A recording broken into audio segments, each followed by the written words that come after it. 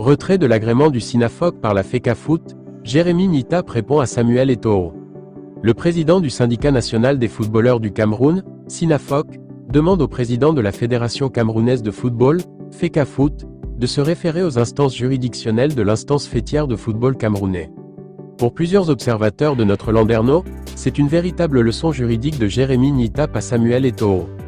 Alors que le président du syndicat national des journalistes du Cameroun, SINAFOC, était convoqué par le président de la Fédération camerounaise de football, FECAFOOT, à la prochaine assemblée générale du 16 novembre au sujet du retrait de l'agrément au SINAFOC au profit de l'ANFC, le patron du SINAFOC, garant des intérêts des footballeurs du Cameroun, envoie une réponse juridique au président de la FECAFOOT.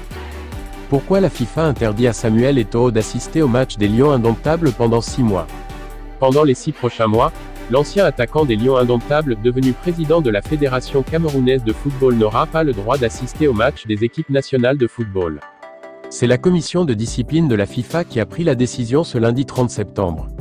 Elle a sanctionné le président de la Fédération camerounaise de football, FECAFOOT, Samuel Eto'o, d'une interdiction de 6 mois d'assister au match des sélections représentatives du Cameroun, peut-on lire dans un communiqué de l'instance juridique de la FIFA. Samuel Eto'o a, selon ce communiqué, violé les articles 13, comportement offensant et violation des principes du fair play, et 14, mauvaise conduite des joueurs et des officiels, du code disciplinaire de la FIFA. Pour l'instant, la BBC n'est pas en mesure de dire ce qui était réellement reproché à l'ancien capitaine de l'équipe nationale de football du Cameroun. Mais la FIFA renseigne que la sanction a été imposée dans le cadre du match des huitièmes de finale de la Coupe du Monde féminine U20 de la FIFA entre le Brésil et le Cameroun joué à Bogota, en Colombie, le 11 septembre 2024. On se souvient que l'équipe nationale féminine du Cameroun des moins de 20 ans a disputé la dernière Coupe du Monde de leur catégorie, et s'est arrêtée en 16e de finale, stoppée par le Brésil, sur un score de 1-3. L'interdiction prononcée à l'encontre de M. Eto'o, renseigne la FIFA, l'empêche d'assister aux matchs masculins et féminins impliquant les équipes de la FECAFOOT de toutes les catégories et tranches d'âge. Autrement dit, Samuel Eto'o ne pourra par exemple pas être au stade, lors des 3e et 4e journées des éliminatoires de la Coupe d'Afrique des Nations qui mettra aux prises le Cameroun et le Kenya. Le président de la Fédération camerounaise de football a été notifié aujourd'hui, date à laquelle la sanction entre en vigueur, apprend-on du communiqué.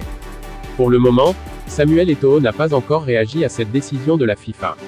Ennui avec la CAF. En juillet dernier, l'instance dirigeante du football africain, la CAF, a condamné Samuel Eto'o, le président de la Fédération camerounaise de football, FECAFOOT, à une amende de $200 000, environ 121 208 600 FCFA, pour manquement à l'éthique, mais n'a pas trouvé de preuves suffisantes pour poursuivre une accusation liée à des allégations de matchs truqués. La Confédération africaine de football, CAF, a ouvert une enquête sur la conduite d'Eto'o en août de l'année dernière après avoir reçu des déclarations écrites de plusieurs acteurs du football camerounais. Un panel disciplinaire a estimé que le quadruple footballeur africain de l'année avait gravement violé les principes d'éthique, d'intégrité et de sportivité de la CAF en signant un contrat d'ambassadeur pour la Société de Paris 1XBET. Les avocats d'Eto'o ont déclaré qu'ils feraient appel du verdict.